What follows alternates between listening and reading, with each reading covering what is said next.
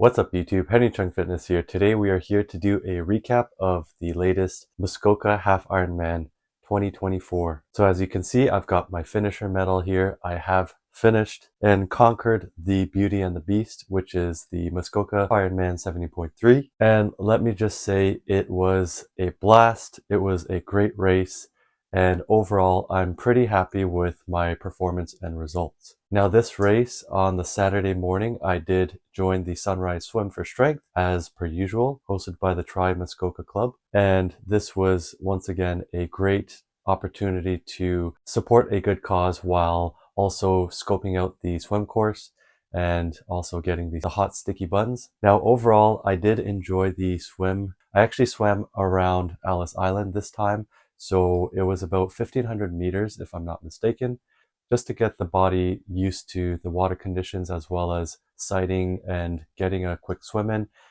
Honestly, I think it went really well, aside from the fact that I tried adding some soap in my goggles for anti-fog, and I actually ended up getting quite a lot of soap in my eyes, both eyes. So if you saw me during the race or throughout the whole weekend, I probably looked like I had really bloodshot eyes and my eyes were really bothering me throughout the whole weekend after the swim. Lesson learned, don't use too much soap in the goggles, rinse them out, or use tear-free goggles spray. Thank you to everyone that came up to me and mentioned that they watched my video on YouTube. Shout out to you guys. Thanks for watching, and I hope your race went really well. On the Saturday, the day before the race, I pretty much just took it quite easy. On Friday, I did a quick shakeout ride just to make sure that my bike was operating and everything was functioning. I had recently waxed my chain, so definitely a good idea to kind of get it running through the gears. Now, the registration on Saturday, they did change the layout just a bit, but overall registration went well, and they had a lot more gear and merch available this time to purchase. So I did get a pullover quarter zip. Shout out to Sinead for getting me this. So yeah, registration, got my bike stickers, got my race package, etc. I went to check in my bike, and this time, similar to last year, I did end up removing my wheels just to make sure that things wouldn't go wrong overnight, etc. So just to be on the safe side, I did take my wheels with me. But yeah, I took it easy and just enjoyed the sights and did some grocery shopping. Now, the night of, I just couldn't find myself to sleep on the Saturday night. I don't know what it was. It might have been the temperature in the Airbnb or race jitters or whatever, but I probably got maybe about 4 to 5 hours of sleep that night, which definitely wasn't ideal for race day conditions. However, it is what it is. Probably was one of the worst sleeps I've had prior to a race day. This is my third Ironman 70.3 at Muskoka, and I have done it the previous 2 years, so this was my third year doing it. 5:51 a.m. We're on our way. Didn't get the best sleep, but I do feel good, feel rested, so let's get it. Muskoka, here we come. We went to transition area. I got my transition area ready, made sure my wheels were set and my gears were shifting properly. The rolling start for this year was a bit different than the prior 2 years. The prior 2 years, you would set off in your wave based on your age group, but this time they set up rolling start wave based on your finish time of the swim. So that was kind of cool. They let about 3 people or so through every 5 seconds. And I thought this was pretty good. It was a bit less hectic, it seemed, and it was a steady stream of swimmers heading out on the race, which was probably less stressful in a way. But I found myself not being able to stay on too many feet. Now the swim was 1.9 kilometers and I had done it the previous day, at least part of it. I was doing a pretty decent job at sighting and swimming. However, when I got into the river mouth, I didn't find the proper line and I definitely went off course a bit. I don't know what got into my head, but I thought that I was taking a faster route However, I definitely was hitting the center of the river, and I believe the current was quite strong because it had rained the day prior. This year, I botched the swim. I took the wrong lines. I didn't draft. So for next year or the next time that I do this course, I definitely have to figure out my race lines. Now, actually coming out of the water though, I did feel the strongest I had ever been in terms of being able to run through T1. So I actually ran through T1 quite quickly. I did beat my time in T1 from last year. However, the swim, I actually ended up adding time compared to the previous 2 years. It is what it is. T1 went well. I wasn't cramping, so that was good. I had taken proper electrolytes in the morning and the night before. I was a bit disoriented because I couldn't find my bike in T1. I hadn't made a mental note in terms of which bike post I should look out for, so I was kind of fiddling around to look for the bike. But anyways, I did end up finding my bike finally, and I put on my bike gear, my helmet, etc., my shoes, and then got out on the bike. And honestly, the bike was fun. It was fun because I put a lot of work into the bike portion this past winter, especially for my indoor training on Zwift. And, I had gained about, I want to say close to 30 watts FTP. I believe last time I tested for last year's half Ironman was about 246 watts. And then this year, the start of this season, I was at 277 watts, the FTP ramp test. Check it out here.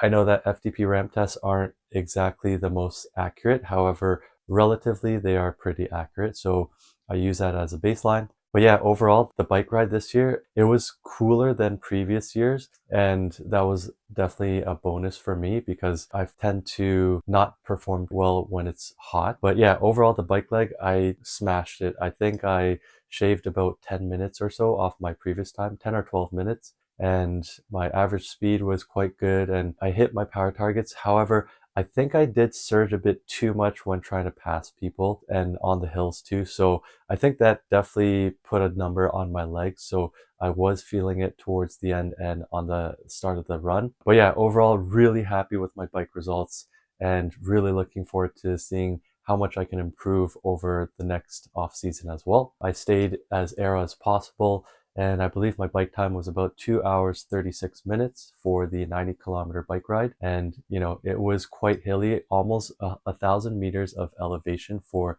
the Muskoka bike, which is crazy. So kudos to everyone that tackled this beast.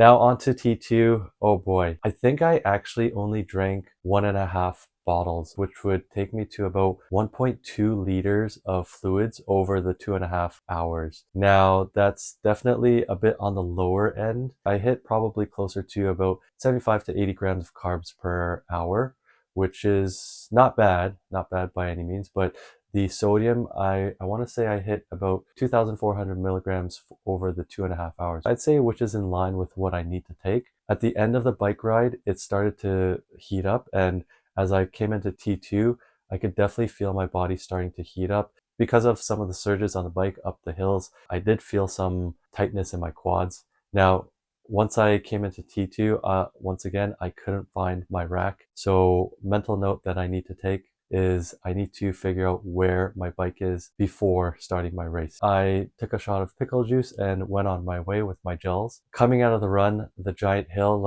I just felt it. I felt myself cramping and I felt it. And in my mind, I was really struggling because, 2 years prior, I had cramped really bad and it's just brought back all those memories. And indeed, I did cramp at the first aid station and I just kneeled down and got on the ground and started stretching. And I was really struggling mentally because I had a stretch goal of sub 5 hours for this one, but ultimately, spoiler, I didn't make it. However, yeah, at the end of the day, I just wanted to finish at that point and do my best to perform my best given the circumstances. So thank you to the supporter who gave me a Gatorade, chugged down some salt pills that I had. That seemed to help a bit, but just putting my mind at ease and trying to make myself relax, that seemed to help. These hills are no joke, I tell you, especially in the heat of Huntsville. It is really no joke coming out of T2. If you did the run as well, kudos to you.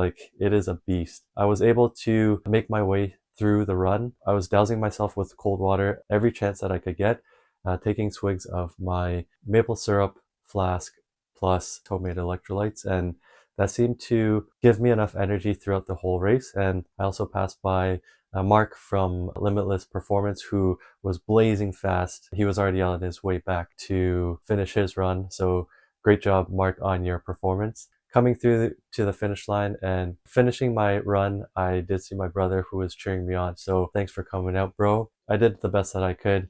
And coming down the finish chute, all of those hours of training and the sweat, blood, and tears, it's all accumulated there. That journey is what triathlon is about. It's not necessarily just the end of the race, but just the accumulation of all the training hours, mindset, the nutrition, recovery, all of it. It came down to that moment to me, and I was quite emotional, and it was such a great feeling. I didn't reach my goal of sub 5 hours, but I was fairly close, 5 hours, 12 minutes, which is much better than my 6 hours, 20 minutes, which was 2 years ago. And then last year was 5 hours, 35 minutes or so. So solid performance overall. I believe I cut 22 minutes off last year's time. So strong bike, stronger run than last year. Overall, I still have a lot of work to put in to get myself to where I want to be. I do know that I really need to work on upping my intensity off the bike. I did do a lot more brick runs this training block. However, I need to increase the intensity on my rides to see how my body would react in terms of race day. So that's one thing I definitely need to do, because I was taking enough electrolytes. So it's definitely my intensity and the heat that affected it. Overall, lots of learnings. I'm really pleased with my performance. 5 hours, 12 minutes. Not bad for an average triathlete. And as my third half Ironman, thank you so much to all the supporters. Thank you so much to my wife, my bro and his wife, for coming out to support us. And yeah, it was such a good day. Thank you so much to all the volunteers, the race crew, and just everyone helping out and cheering on. You really make the race happen, and we're just so grateful for that. What's next? I have the Toronto Island Sprint Triathlon and also the Niagara Falls Barrelman Triathlon, which is another half iron distance. It's supposed to be a speedy course, so I'll be training hard for that. And then we've got the full marathon in October. So yeah, looking forward to it, and just really happy to see the progress of all the training that I've put in. I know there's so much more to go in terms of where I want to be, but it's been a fun journey and I'm looking forward to more. Thank you so much for watching. Please like, comment, subscribe. And yeah, if you've enjoyed this video, let me know in the comments below. If you race that day, kudos to you, and kudos to everyone that reached out. It is a Beauty and the Beast course. Until next time, have a good one.